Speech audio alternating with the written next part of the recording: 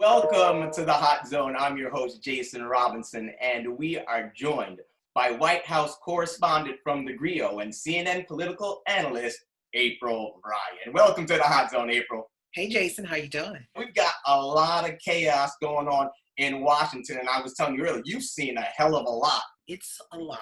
There's a lot of anxiety because every moment is something different, and you're trying to, I guess, cope and write and report on it. It's a lot.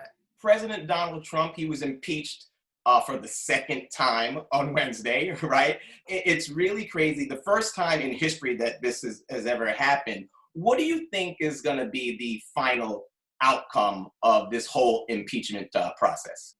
To be honest with you, even if they go through the trial and he can't run for office, he was not removed. He was not convicted while he was in office. Yeah. But what they're trying to do is prevent him from running for office again. So we'll just have to see how it plays out. And the question really remains and lingers and looms. Is the Republican Party willing to allow him to run for office? What are the pros if he wins, and what are the cons if he loses? So that's something that the Republican Party has to grapple with between now and the Senate trial. Yeah. Correct me if I'm wrong. There was 10 Republicans that actually voted to impeach him?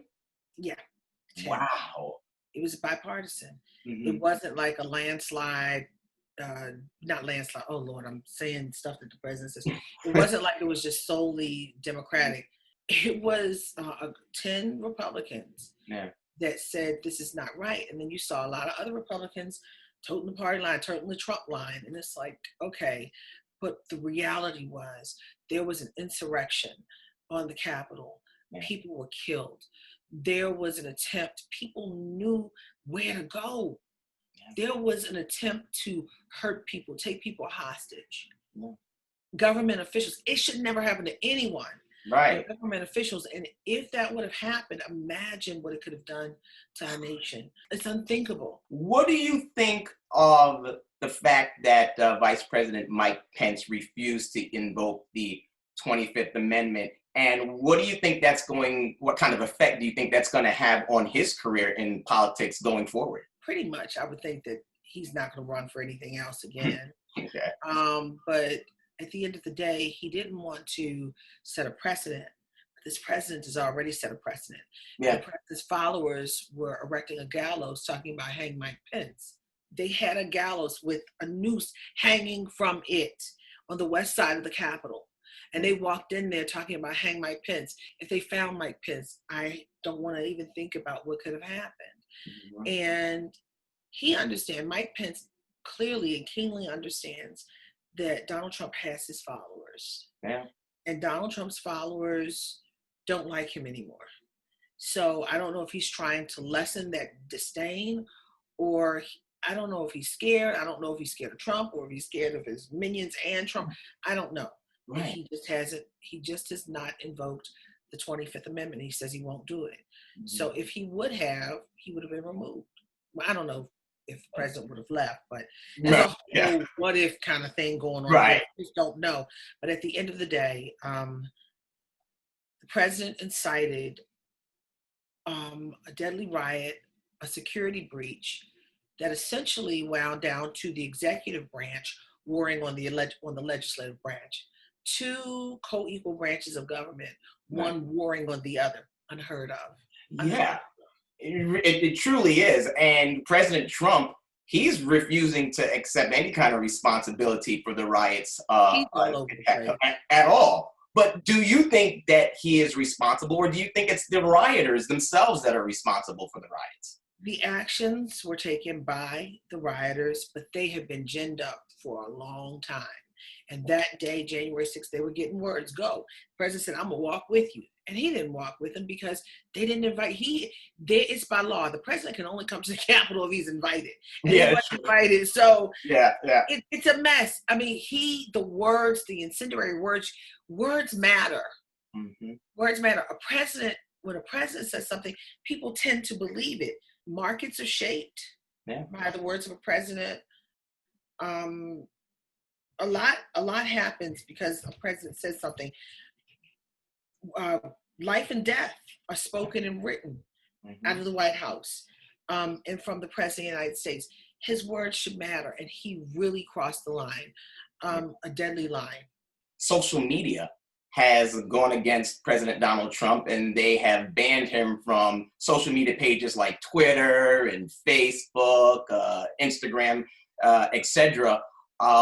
What do you think about social media pages doing that to people? Because some people say, hey, listen, that's going against my freedom of speech. What's your thoughts on what happened with President Trump and social media being banned? Freedom of speech is great, but when you violate rules, when you incite violence and spew hate, I'm glad they did it, but it should have happened a long time ago. I think when President Trump first started, I believe that he thought that it would probably help his business down the line. But just this week, New York City, they are ending a lot of his contracts.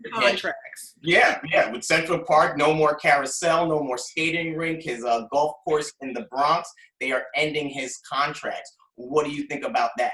You know, people have been questioning this president's financial prowess for a long time. We haven't seen his taxes.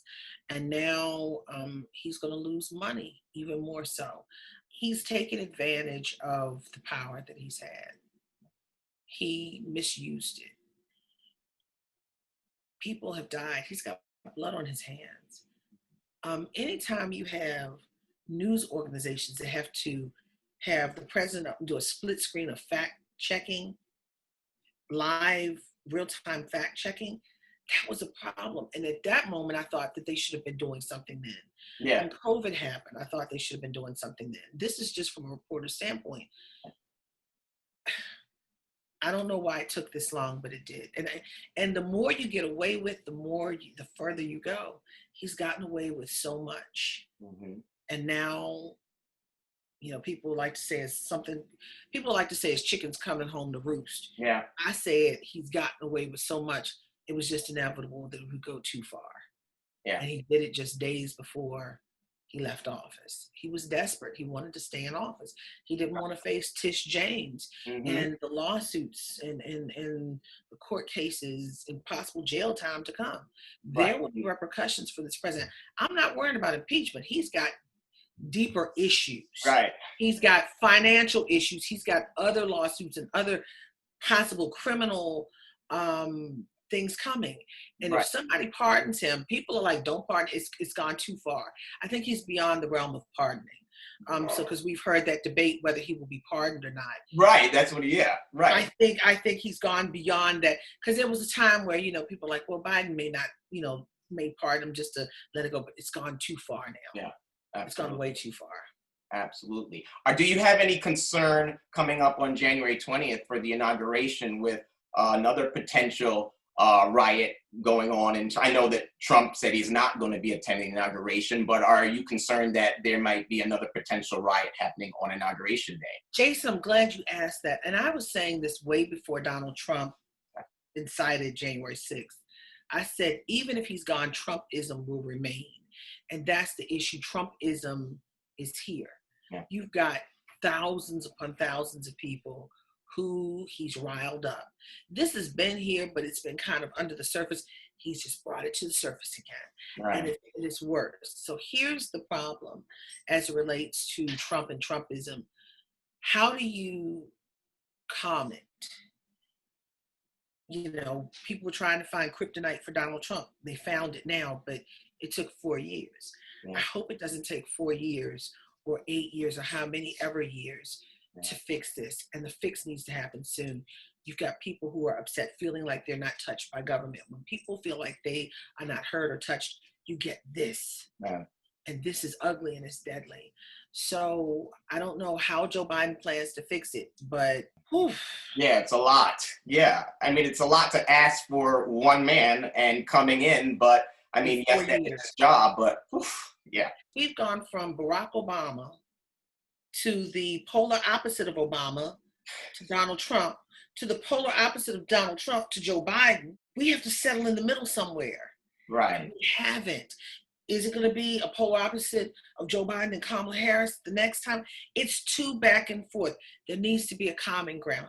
People are hurting, and this hurt is bubbling up to the surface. It is exploded, and it's deadly. And people are so tense and scared right now. Right. People are hurt. Yeah, it is really rough, very hurt, and they're just trying to heal right now. And with that being said, when presidents leave office, history is oftentimes kind to them after they leave office after many years. I was wanted to Not this one. What do you think it's going to be for Donald Trump afterward? If I had a chance to write the history book, it would not be kind. What I can say about something that everybody can agree with, Donald Trump was different. Donald Trump was a businessman. For modern day, we haven't had a businessman. I don't think they wanted a politician. They wanted because the system was broken and people wanted a fix. Yeah. Donald Trump, just like Barack Obama, rose to the highest heights because people were looking for hope and change. Hope and change. Those are the words. Yeah. Mm-hmm. People are always looking for greater and better and believing in that savior of sorts, that political savior. Barack Obama said hope and change. He rose to the highest heights. Donald Trump said hope and change. He rose to the highest heights, but on different sides. What needs to be put on the table is who Donald Trump was factually. Who Donald Trump was is before he was president, who Donald Trump was as president. He stirred the racial pot. He focused on the forgotten man. Yeah. And that forgotten man embraced him because they felt like they were not part of the equation. I think all people can agree on that. Now, when it comes to race, that's a whole, you have people thinking that, no, he was speaking the truth. That's not racist. Mm-hmm. So everybody's got their own thought. And then I can't wait if I'm alive in 10 years to see how Donald Trump. And if Donald Trump is in jail, I don't know. Or if he's walking the streets, I don't know. But I would like to see. But the thing that bothers me is how history will paint this election. Joe Biden won. There's no question. Not at all. Right. Donald Trump is being delusional and keeping the lie going. The lie, L-I-E, I said it, going that Joe Biden lost and it was taken from him. 60 lawsuits. Right. In courts where some of the judges were for him. Right. He didn't win not one case. 60 lawsuits. 60, wow. And then in Georgia, that used to be a red state. Mm-hmm. And Republicans who he was talking to said, no, sir. They were being up and up and fair. The vote and elections are sacred in politics in this nation. Mm-hmm. And his own party stood by it. So Donald Trump lied about this. But I want to see how history reports that. Yeah, sometimes I really think about, does Donald Trump really believe everything that he says? Whether he believes it or not, he puts it out there for other people to believe. Right. And that's the dangerous part. It's not Donald Trump. It's those who enable the lie and enable him. How do both parties, Democrats and Republicans, come together and heal from the Trump presidency till we get to the Biden presidency? How do we come together as one nation, as, both parties? How do we heal? How do we move forward? Find common ground, take the emotion out of it. But I'm doing a piece right now for the Griot. Okay. It's not one group or one fix. It takes a whole bunch of things to bring awareness, to change mindsets. And a lot of people are saying the older folks are gone. We have to look at the younger people. Yeah, it's true. Right. And there are a lot of younger people in Congress, and you do see a lot of hope there. So it's something that I think we could all look forward to. I don't know. Fingers crossed. So do you have a lot of hope in Biden and Harris going forward? Do you feel that the rejuvenation coming? Do you have a lot of hope in it? As a journalist, I'm here to cover it. As a mother, as a citizen of the country, somebody needs to fix this stuff. And realistically, you can't fix it in 4 years. Right. You can start to change it. But what Donald Trump did is just took the sheet off, if you will, of what was percolating underneath. We can't continue to go this way. The country can't tolerate it. The country cannot survive this way. I'm going to keep hope alive for 2021. All right, Jesse Jackson. Harris, that's right. That's right. That's what you got to do. Hope alive. That's right. Keep hope alive. Keep hope alive. Somebody. So tell me about the Griot, April. Congratulations to you. Tell us a little bit about your new position with the Griot. So I am their first White House correspondent and Washington bureau chief. Nice. And yay! Congratulations. Yes, I celebrated my 24th year, my second week working with them at the White House. 24 years at the White House, can you believe it? We are right now, we're digital platform, getting ready to go into the TV space. So we're building it. So I don't know what it's going to look like when we finish. The expectations right now, the White House is like a COVID petri dish, and I'm staying the heck away. Yeah, exactly. So because I choose life. All the time. Yes, I choose life. Right now, we're doing a lot of work, a lot of pieces that you don't get everywhere else. We broke the story about Maxine Waters being very concerned about the security issue before January 6th. Right. So we've been on a lot of stuff. So I encourage everyone to go to the Griot and read my pieces. Well, absolutely. You know we will. Congratulations to you once again, April. You know, it's all the work that you're doing there at the Griot. We're seeing it. We're loving it. And of course, you're always on CNN political analyst as well. So you're doing great work all over. We're going to pray for all of us to get through this. Yes. And we will. We'll make it through, I promise. White House correspondent from the Griot and CNN political analyst, April Ryan. Thank you for joining us in the Hot Zone, April. Bye, guys. Thanks, Jason. Take care. You too. Bye-bye.